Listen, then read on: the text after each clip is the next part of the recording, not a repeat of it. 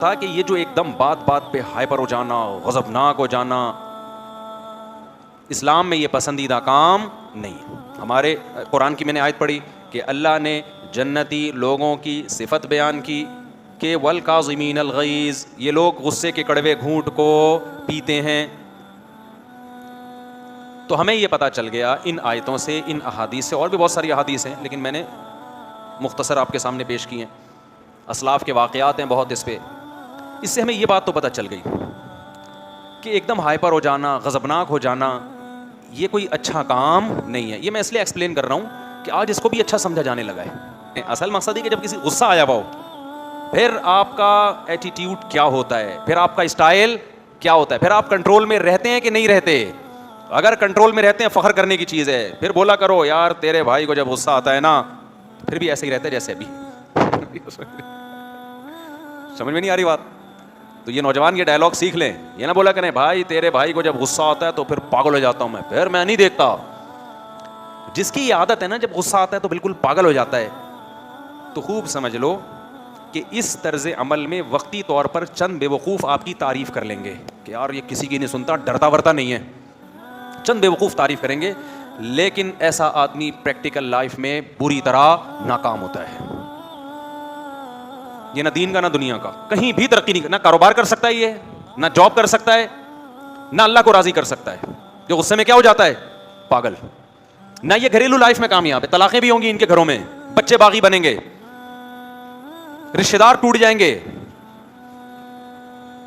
کہیں بھی یہ کام. اور پھر ایک دن ڈپریشن سے مر جائے گا کیونکہ یہ غصے میں کیا ہو جاتا تھا؟ پاگل. اس سے صحت خراب ہوگی اس کی.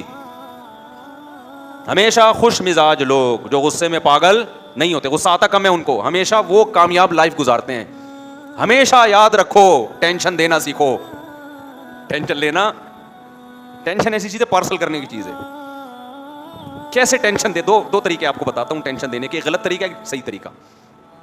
ایک پہلے غلط طریقہ بتا دیتا ہوں، وہ والا طریقہ میری مراد نہیں ہے. ایک صاحب کا فون آیا کہ میں بہت ٹینشن میں ہوں. میں نے کہا کیوں بھائی؟ کہہ رہے ہیں آج مجھے 1 لاکھ روپے کسی سے میں نے قرضہ لیا ہوا تھا، وہ آج شام 6 بجے مجھے دینا ہے، میرے پاس پیسے نہیں ہیں. ٹینشن ہو رہی ہے نا. میں نے کہا پارسل کر دو ٹینشن. میں نے مزاح کیا اس سے. کہہ رہے میں کیسے پارسل کروں؟ وہ بندہ آئے گا شام 6 بجے، میرے پاس ہے نہیں، ہو تو لڑے گا مجھ سے، کہاں سے؟ میں نے کہا ٹینشن پارسل کرو. کیسے؟ میں نے کہا جب وہ آئے تو بولو نہیں ہے. تو جو ٹینشن آپ کو ہو رہی ہے وہ کس کو ہوگی؟ جب نہیں ہے تو کہاں سے دوں بھائی؟ آجا گھر میں دیکھ لے، لاکر دکھا دو اس کو، جیبیں دکھا دو. میں نے کہا اس سے کیا ہوگا کہ تھوڑی دیر تک تو ٹینشن پارسل ہونے میں ٹائم لگے گا، ایک دم سے نہیں چلی جائے گی. تھوڑی تھوڑی جو ہے نا، جیسے بلوٹوتھ سے کوئی فائل جا رہی ہوتی ہے نا، فائل ہلکی ہلکی ٹرانسفر، تھوڑا تھوڑا. آپ ابھی غصے میں رہو گے کیونکہ وہ غصے میں آپ کو ٹینشن دے رہا ہوگا، جلدی لے گا نہیں وہ، لیکن آہستہ آہستہ آہستہ آہستہ جب اس کو یقین ہو جائے گا نا اس کمبخت کے پاس سے ایک ڈھیلا نکلنے والا نہیں ہے، تو آپ کی ٹینشن پوری کی پوری کہاں ٹرانسفر ہو جائے گی؟ ادھر. اور یہ فائل وہاں جیسے ٹرانسفر ہوئی، آپ کے جو میموری کارڈ ہے نا اس میں ڈیٹا کی مزید ٹینشنوں کی اسپیس کیا ہو جائے گی؟ بڑھ جائے گی. ہر آدمی کے نا دماغ میں ایک میموری کارڈ ہے جس میں ایک خاص حد تک ٹینشن برداشت کرنے کی صلاحیت ہے. تو اگر وہ ٹینشن ریلیز ہوتی رہے گی تو مزید ٹینشنوں کی جگہ بنتی رہے گی. ورنہ اگر یہ والی ٹینشن ختم نہیں ہوئی، ایک اور ٹینشن آ گئی، تو بھائی یہ تو دماغ تو دھماکے سے پھٹ جائے گا ایک دن. یہ غلط طریقہ ہے ٹینشن پارسل کرنے کا. ایسا نہ ہو کہ آپ یہ شروع کر دیں. میں نے مذاق کیا تھا اس کے ساتھ، میں نے کہا تھوڑی دیر تو ٹینشن ختم ہونا بیچارے کی. اور ایک صحیح طریقہ ہے ٹینشن پارسل کرنے کا، وہ یہ ہے کہ کسی اور کی حماقت کی سزا اپنے آپ کو مت دو. کسی اور کی حماقت کی سزا اپنے آپ کو مت دو. حماقت وہ کر رہا ہے، غصہ آپ کو آ رہا ہے، تو جو غصہ آئے گا تکلیف میں وہ ہوگا نا. کیا خیال ہے بھائی؟ الٹا کام وہ کر رہا ہے، اسے کچھ نہیں ہو رہا، اسے دیکھ دیکھ کے غصہ کس کو آ رہا ہے؟ آپ کو آ رہا ہے. اس کی صحت کو کچھ نہیں ہو رہا، کام بھی وہ الٹا کر رہا ہے، اس کا کوئی نقصان نہیں ہو رہا. نقصان کس کا ہو رہا ہے؟ آپ کا ہو رہا ہے. اس کا مطلب کیا ہے؟ یہ میں ایک مثال سے سمجھاتا ہوں. ملا نصیر الدین جو تھے نا، ملا نصیر الدین،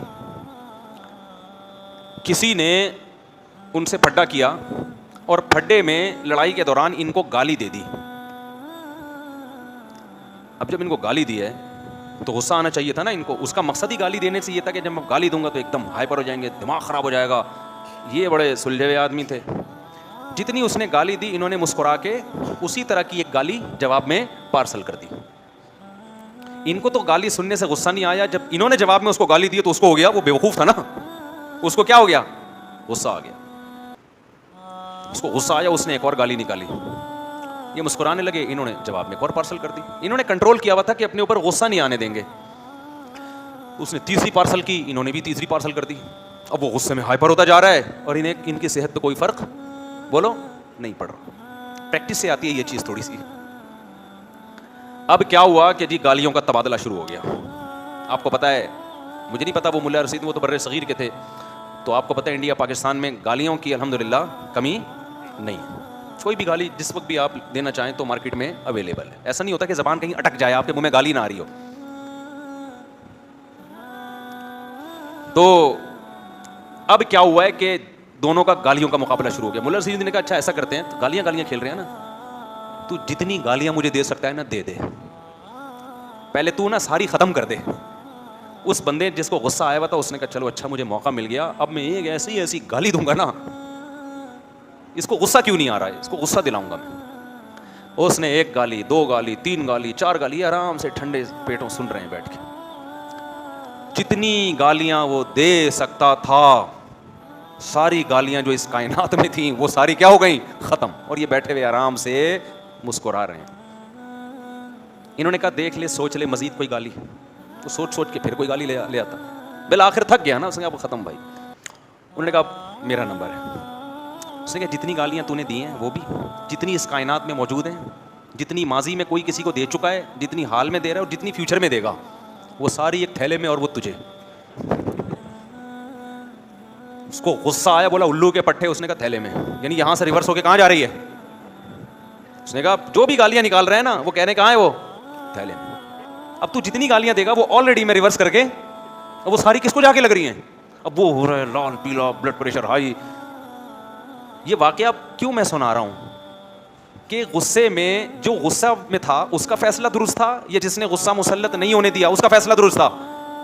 دشمن کو تکلیف دے دی نا, جو اپنی کھوپڑی استعمال کر رہا ہے, غصہ نہیں آنے دے رہا, اس کے فیصلے درست ہوتے ہیں. اور جو کھوپڑی استعمال نہیں کرتا, جذباتی ہو جاتا ہے, وہ اپنا نقصان کر رہا ہوتا ہے جذبات میں. تو یہ جو ڈائلاگ ہے نا, میں غصے میں پاگل ہو جاتا ہوں, یہ ہو جاتا ہوں, میں یہ ہو جاتا ہوں, یہ ٹھیک نہیں ہے. اچھا یہ خوب سمجھ لیں, اسلام چونکہ دین فطرت ہے, اسلام یہ نہیں کہتا کہ غصہ ختم کر دو, کیونکہ اللہ نے آپ کو جتنی صفات دی ہیں کوئی صفت ایسی نہیں ہے جو بیکار اللہ نے دے دی ہو. جیسے ہمیں جسمانی اعضاء اللہ نے دیے, کوئی نہ کوئی ان کا کام ہے نا. پلکیں دی, اس کا بھی کوئی کام ہے. آنکھیں دی, اس کا بھی کوئی کام ہے. ناک, کان, کوئی جسم کا پارٹ ایسا نہیں. بعض اپینڈکس کی جو وہ رگ ہے اس کو ڈاکٹر بعض لوگ کہتے ہیں کہ وہ کوئی کام نہیں ہے, ایسا نہیں ہے. کل ہو سکتا ہے میڈیکل سائنس بتا دے کہ جی یہ اس مقصد کے لیے, بلکہ ہو سکتا ہے یوٹیوب پہ کوئی ریسرچ آ بھی گئی ہو اب تک. تو خوب سمجھ لیں, جیسے اللہ نے ہمیں ظاہری جسمانی عضو دیے, ہر عضو کا کوئی نہ کوئی مقصد ہے, کوئی چیز بیکار نہیں ہے. ایسے ہی اللہ نے جو ہمیں کچھ اندر کچھ صفات دی ہیں, کچھ اندر کچھ قوتیں دی ہیں, وہ قوتیں بھی ہمارے فائدے کے لیے دی ہیں, لیکن ان کو کنٹرول کرنے کی ضرورت ہے, لگام دینے کی ضرورت ہے. اللہ نے ہمارے اندر محبت کا جذبہ رکھا, اب یہ جذبہ غلط استعمال ہو رہا ہے, عشق معاشقے ہو رہے ہیں اور حرام کاریوں کی طرف جا رہا ہے یہ جذبہ. تو اسلام یہ نہیں کہتا محبت کے جذبے کو ختم کر دو. ختم ہو گیا تو بیوی سے کیسے محبت ہوگی, اولاد سے کیسے ہوگی, ماں باپ سے کیسے ہوگی, سب سے بڑی بات اللہ رسول سے کیسے ہوگی, اس کے لیے بھی تو جذبہ چاہیے نا. ملک سے کیسے ہوگی, یہ تو آپ ایک مردہ انسان بن جاؤ گے. اللہ نے شہوانی جذبات رکھے ہیں, ڈیزائرز رکھی ہیں, یہ ڈیزائرز غلط استعمال ہو رہی ہے. انٹرنیٹ پر فحش فلمیں دیکھی جا رہی ہیں, زنا کی طرف جا رہے ہیں, اور جو کچھ گند بلا ہماری سوسائٹی میں. اسلام ڈیزائرز ختم کرنے کا نہیں کہتا, اس کا رخ کیا کہتا ہے, صحیح جگہ لے کے جاؤ, نکاح کی طرف جاؤ, اس سے اولاد ملے گی تمہیں, گھر کا ماحول اچھا ہوگا. تو اور اس کو بھی اعتدال سے لگام دینے کی ضرورت ہے. بے لگام کریں گے وہ ادھر ادھر انسان درندہ بن جاتا ہے, پھر اس کو کنٹرول میں لے کر آئیں. تو اسی طرح غضب, غصہ آنا, یہ اللہ کی طرف سے ایک نعمت ہے, لیکن آج اس نعمت یہ ہمارے کنٹرول میں بولو نہیں ہے. اس کی مثال ہے جیسے گھوڑا دے دیا اللہ نے آپ کو سواری کے لیے, اب بغیر لگام کے گھوڑا اچھا ہوتا ہے یا لگام والا اچھا ہوتا ہے؟ گھوڑے کو آپ لگام دے نہیں رہے تو میرے بھائی آپ گھوڑے پہ سوار نہیں ہوگے, گھوڑا آپ پہ سوار ہوگا. وہ آپ پہ سوار ہو کے بولے گا ادھر کو چل, جیسے جو گھوڑے بے لگام ہوتے ہیں, آپ جب ان پہ بیٹھے, آپ نے جانا انڈا موڑ تھا, گھوڑا لے کے گیا آپ کو یو پی بھی لے گیا آپ. ایسا ہی ہو رہا ہوتا ہے. میں بچپن میں ایک دفعہ ساحل سمندر پہ گھوڑے پہ بیٹھا تو لگام نہیں تھی, یا لگام ہوگی, سرکش تھا, مجھے ابھی یاد نہیں.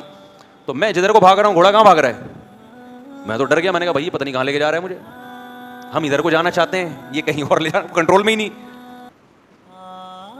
اب اس کا ایک حل تو یہ ہے کہ ہم کہیں گھوڑے پالنا ہی حرام ہے, سواری رکھنا ہی حرام ہے. بھائی نہیں, یہ تو اللہ نے انسانوں کی خدمت کے لیے جانور پیدا کیے ہیں بھائی, تو ان کی خدمت کے لیے ضروری ہے کہ ان طاقتوں کو لگام دی جائے. لگام یہ آپ پہ سوار نہ ہو, بلکہ یہ آپ کے کنٹرول میں ہو, آپ ان کے کنٹرول میں نہ ہو.